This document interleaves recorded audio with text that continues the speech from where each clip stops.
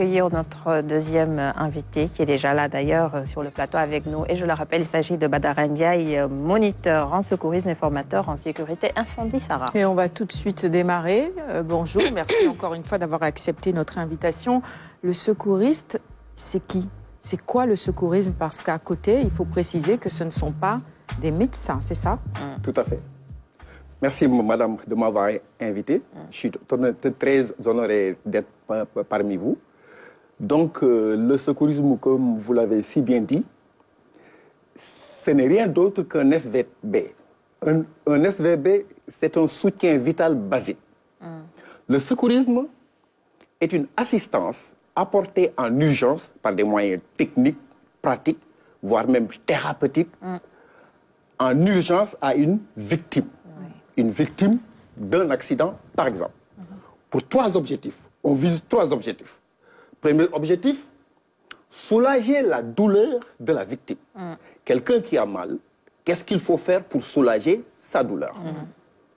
Aïe, aïe, une douleur thoracique. Ou aïe, aïe, une douleur abdominale. Qu'est-ce qu'il faut faire pour soulager cette douleur?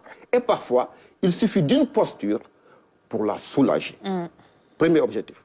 Deuxième objectif, éviter l'aggravation d'une blessure. C'est très important. Parfois, en voulant assister quelqu'un, on peut aggraver sa blessure, on peut aggraver son état. Il faut l'éviter. Donc, il faut apprendre avant d'aller assister. Et enfin, troisième objectif, préserver la vie humaine, qui mérite amplement d'être préservée. Absolument. Parce qu'il n'y a aucune valeur qui dépasse la valeur humaine. Vous voyez? Donc, si les secouristes sont prêts à donner leur vie pour sauver celle d'autrui, c'est pour montrer un peu la valeur que symbolise une vie humaine. Voilà. On va tout de suite entrer dans les démonstrations. Je voudrais inviter Fama à nous rejoindre sur ce plateau, parce que c'est ça le but de cet entretien. Tout à fait. Apprendre quelques notions, en tout cas, des gestes de premier secours à nos téléspectateurs. Dans un cas ou dans une situation où une personne, une victime, perd connaissance, qu'est-ce qu'il faut faire? Comment contrôler la conscience d'une victime? Fama, tu peux venir nous rejoindre. Fama, viens. Elle fait partie de la logistique ici à la RTS. Elle est étudiante également et de temps en temps, elle vient à la RTS et ensuite il est important à l'école. Il est important de préciser qu'on ne commence pas les secours sur un endroit non sécurisé. Il faut être dans un endroit sécurisé. D'accord? Si l'endroit n'est pas sécurisé, on ne peut pas secourir là-bas parce qu'on est exposé à un suraccident. Donc, si l'endroit est sécurisé, on commence à secourir la victime. Si ce n'est pas sécurisé, il faut baliser un périmètre de sécurité ou procéder à des dégagements d'urgence. Maintenant, je m'en vais pour répondre à votre question, madame, comment contrôler la conscience. Pour contrôler la conscience, je viens m'agenouiller au niveau de la case thoracique. Je vais prendre sa main qui est plus un peu loin, j'ouvre sa main et je pose ma main, paume contre paume. C'est ce qu'on appelle empaumage. La victime a besoin d'être rassurée. Donc l'autre main, je la pose sur son épaule pour la rassurer. Et je vais procéder à 2 sollicitations. Sollicitation verbale et ensuite sollicitation physique. Vous pouvez vous déplacer pour venir voir. Si je connais le nom de la victime, je vais l'appeler par son nom. C'est plus efficace. Vous l'avez appelé comment? Fama. Fama. Fama. Je peux même permettre de la tapoter au niveau de l'épaule. Fama. Fama. Fama.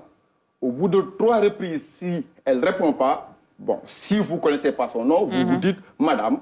Si c'est un homme, vous dites monsieur. Mais par son nom, c'est plus efficace. Ensuite, il n'y a aucune réponse. Vous passez maintenant aux sollicitations physiques. Si vous m'entendez, serrez-moi la main.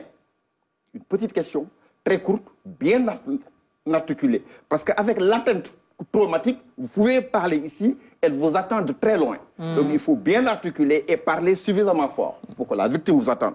Si vous m'entendez, serrez-moi la main. Aucune réponse. Vous continuez. Une deuxième question. Si vous m'entendez, ouvrez les yeux. Elle n'ouvre pas les yeux. À partir de là, vous pourrez dire, sans risque d'être contredit, que la victime est inconsciente. Ouais. Donc, pour savoir qu'une victime est consciente ou pas, il faut la faire subir aux deux sollicitations. Sollicitation verbale et sollicitation physique. Donc, on tapote. Si on n'a pas de réaction, on interpelle la victime directement par son nom ou peu importe, pour voir s'il y aura une réaction. Aucune réponse. À partir de là, vous pourrez dire que la victime est inconsciente.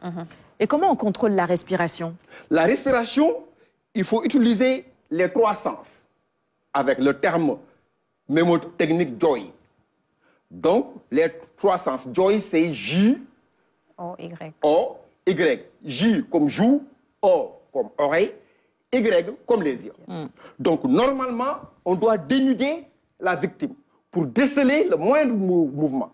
Là, c'est délicat, mais il faut y aller. Ensuite, je bascule la tête au niveau des voies aériennes de la victime pour sentir. Parce que quand la victime a une respiration difficile, elle émet un petit bruit. Oui. Je vais tendre mon oreille pour aller voir si je vais entendre ça. Le souffle qu'elle va jeter, je vais tendre ma joue pour voir si je vais sentir ça. Et les yeux, à partir de la cavité externale, je balaye vers l'abdomen pour voir si je vais percevoir ce petit mouvement au niveau thoracique ou abdominal. Si je perçois ce petit mouvement, je pourrais dire, sans risque de me tromper, que la victime respire. Inspiration, expiration, c'est ça. Voilà.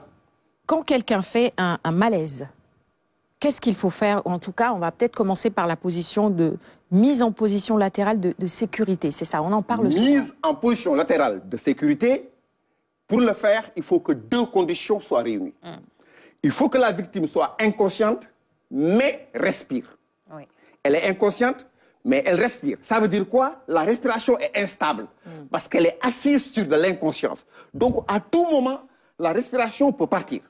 Maintenant, pour stabiliser, pour sécuriser cette respiration, on procède rapidement à la mise en position latérale de sécurité, qui est composée de trois phases. La phase préparation du corps, la phase basculement du corps et enfin la phase stabilisation du corps. Là, je fais comme ça, à 90 degrés. Je vais chercher le bras qui est plus loin. J'applique la paume sur la joue de la victime et je prends le coude. Puisqu'elle est inconsciente, il n'y a aucune résistance. Je vais là, au niveau du genou, je soulève vers le haut et je prends. Là, j'ai fini la phase préparation du corps. Je recule un peu pour laisser de l'espace où basculer le corps. Je tire sur les deux appuis, là, doucement, pour éviter une torsion au niveau des vertèbres cervicales. Là, je tire encore jusqu'à ce que le corps ait une position latérale. Et à partir de là, je sécurise, je stabilise le corps pour que le corps ne reparte pas à la position initiale. C'est fini la phase mise en position latérale de sécurité, qui a deux raisons d'être, qui a deux avantages majeurs. Ça permet de stabiliser la respiration, mais ça permet d'empêcher une évolution d'arrêt respiratoire vers un arrêt cardiaque. D'accord? Après cette mise en position latérale de sécurité, il ne faut surtout pas oublier d'ouvrir la bouche pour permettre l'évacuation des liquides gastriques et des salives qui viendront s'agglutiner au niveau de la bouche. Et si vous ne les évacuez pas, ça peut l'étouffer et la respiration s'arrête. Quand quelqu'un fait un malaise, est-ce que c'est ce qu'il faut faire? Quelle est l'étape à suivre? Non. Malaise, c'est autre chose. Le malaise n'est rien d'autre qu'une sensation pénible traduisant un trouble de fonctionnement de l'organisme. Donc, quand quelqu'un est victime d'un malaise, il y a déjà des signes. Il y a des signes. Par exemple, monsieur a un dénivellement au niveau des sourcils. Je regarde son visage, je vois un dénivellement. Vous voyez? Au niveau de la bouche, comme ça, c'est un signe de malaise. Quelqu'un qui a une transpiration, une sueur abondante, sans effort physique évident, c'est un signe de malaise. Quelqu'un qui a des douleurs thoraciques, abdominales, inhabituelles, c'est un signe de malaise, etc. Maintenant, quand vous décelez ça, il faut inviter la victime tout de suite à adopter la position basse pour qu'elle ne tombe pas de toute sa hauteur, qui va aggraver son état. Il faut l'inviter à s'asseoir, lui demander est-ce qu'il a pris son petit déjeuner ce matin, est-ce qu'il n'a pas un traitement en cours, est-ce qu'il a pris son cachet, est-ce que c'est serré au niveau des habits, là et là. Surtout c'est les femmes, maintenant là, à ce niveau, c'est trop serré. Il faut demander à desserrer. Tant qu'elle est consciente, vous l'invitez à le faire. Mais quand la victime est inconsciente, vous y allez directement. Très bien. Dernier point, je sais qu'il est l'heure, mais... Très rapidement, parce qu'on est rattrapé par le temps. L'actualité, c'est parce qu'il y a eu ces explosions de bonbonnes de gaz. Donc, merci à Fama aussi. Oui. Merci, Fama, oui, tu peux te lever maintenant. Merci beaucoup pour la démonstration. Merci beaucoup. Merci. La technique d'extinction d'un feu naissant.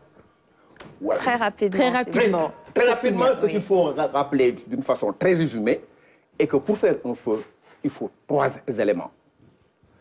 La température ou l'énergie d'activation, le combustible ou la matière qui brûle et le comburant ou l'oxygène de l'air. Ces 3 éléments nous permettent de construire le triangle du feu. Pour l'éteindre, il suffit d'éliminer un de ces 3 éléments. Et c'est tout. C'est tout. Quand vous coupez l'alimentation en air, vous avez éteint le feu par étouffement. Quand vous agissez sur la température, vous avez éteint le feu par refroidissement. Quand vous avez agi sur le combustible, la matière qui brûle, vous avez éteint le feu par déblai. Voilà. Donc, parfois, rien qu'en fermant la porte du local sinistré, vous pouvez en tout cas maîtriser le feu. C'est très bien. Pas tout à fait éteint, mais quand même maîtrisé, parce que vous avez coupé l'alimentation du feu en oxygène. C'est ça. Voilà. Merci beaucoup. Alors, et c'est vrai, vous méritez des applaudissements. Avec votre permission, plus la prise en charge est anticipée et précoce, plus les chances de survie sont importantes. Exactement. Donc, tout le monde devrait être secouriste. C'est ça. Pour anticiper la prise en charge depuis le lieu où s'est produit l'accident. 1 minute pour mon poème de motivation. On n'a pas 1 minute. Même pas 1 minute, non. que 30 secondes alors. Merci beaucoup. Ah ouais? 10, allez-y. Sécuriser, ça devrait être notre raison d'être. Sécuriser, c'est n'être plus soi. C'est n'être plus à soi. Sécuriser, c'est n'avoir presque pas de droits. C'est n'avoir que des devoirs. Sécuriser, c'est ne point connaître son intérêt personnel. C'est en tout cas le sacrifier pour l'intérêt général. Sécuriser, c'est mettre sa vie en péril pour sauvegarder celle de l'autre. Sécuriser, c'est savoir faire don de soi, le don de soi. Sécuriser, c'est parfois consentir librement au sacrifice suprême. C'est-à-dire mourir. Mourir fièrement parce que mort utilement. Merci, madame. Merci beaucoup. Et ces 10 secondes ont été très utiles. Merci.